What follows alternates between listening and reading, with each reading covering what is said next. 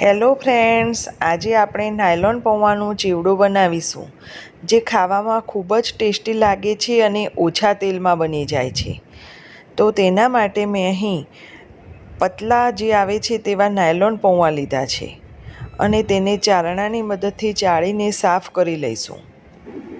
હવે મોટી સાઈઝની કડાઈ લઈ તેની અંદર તેલ કે કંઈ પણ નાખ્યા વિના પૌવાને શેકી લઈશું.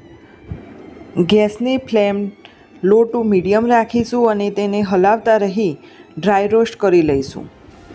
આ પૌવાને શેકાતા થોડી વાર લાગે છે, તો 4 થી 5 મિનિટ પછી તમે તેને આ રીતે ચેક કરી શકો છો. જો બધા જ પૌવા તૂટી જાય તો તે શેકાઈ ગયા છે.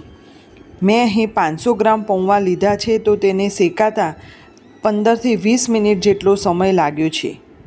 ડ્રાય રોસ્ટ કરેલા પૌવાને વઘારવા માટે એક પેનમાં 1 વાડકી જેટલું તેલ લઈ તેની અંદર સિંગદાણા નાખી સિંગદાણાને સારી રીતે તળી લઈશું. અહીં મેં 1 વાડકી જેટલા સિંગદાણા લીધા છે. સિંગદાણા તમને જે રીતે પસંદ હોય તે રીતે તમે ઓછા કે વધારે લઈ શકો છો. સિંગદાણા તળાઈ ગયા છે, તો તેને કાઢી લઈશું અને તેલની અંદર થોડાક કાજુના ટુકડા નાખીને તેને પણ થોડાક ગુલાબી રંગના થાય તે રીતે તળી લઈશું અને તેને પણ કાઢી લઈશું.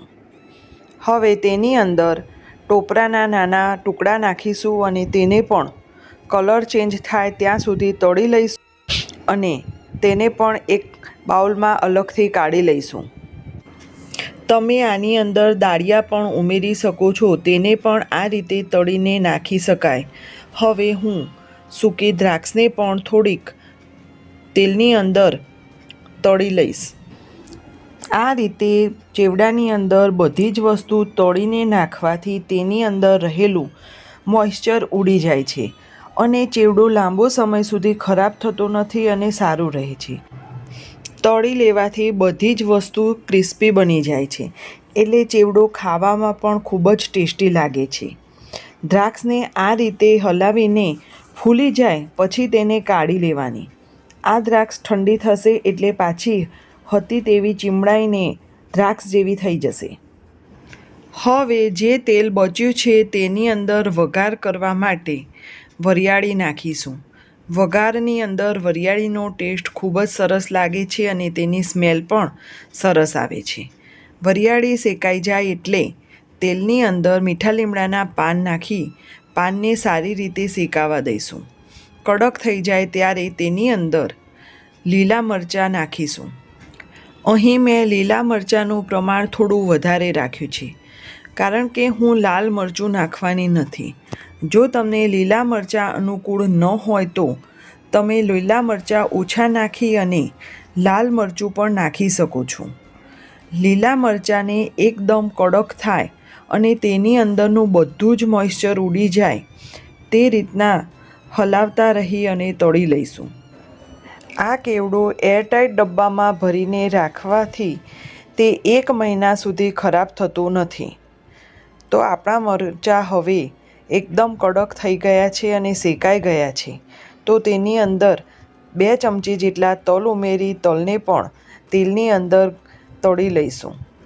હવે ગેસની ફ્લેમ બંધ કરી દઈશું અને તેલની અંદર 1 નાની ચમચી જેટલી હળદર ઉમેરી તેલની અંદર હલાવી લઈશું. હવે જે આપણે શેકીને પૌવા રાખ્યા છે તેની અંદર સૌથી પહેલાં સિંગદાણા અને જે તળીને રાખેલી વસ્તુઓ છે તે ઉમેરીશું અને પછી તેની અંદર વઘાર ઉમેરી દઈશું. બધું જ હવે સારી રીતે હલાવી લઈશું. બધી જ વસ્તુને પૌવાની અંદર સારી રીતે મિક્સ કરી લઈશું અને તેની અંદર 1.5 ચમચી જેટલું મીઠું નાખીને હલાવી લઈશું. મીઠું અને બધી જ વસ્તુને હલાવીને સારી રીતે મિક્સ કરી લઈશું. હવે પૌવાની અંદર 2 ચમચી જેટલી દળેલી ખાંડ ઉમેરીને દળેલી ખાંડને પૌવાની અંદર સારી રીતે મિક્સ કરી લઈશું. તો ફ્રેન્ડ્સ, આ ચેવડો ખાવામાં ખૂબ જ ટેસ્ટી લાગે છે. જો તમને મારો વિડીયો ગમ્યો હોય તો મારી ચેનલને સબસ્ક્રાઈબ કરજો અને મારી રેસિપીને જરૂરથી ટ્રાય કરજો. અને મારા વિડીયોને લાઈક કરજો અને શેર કરજો.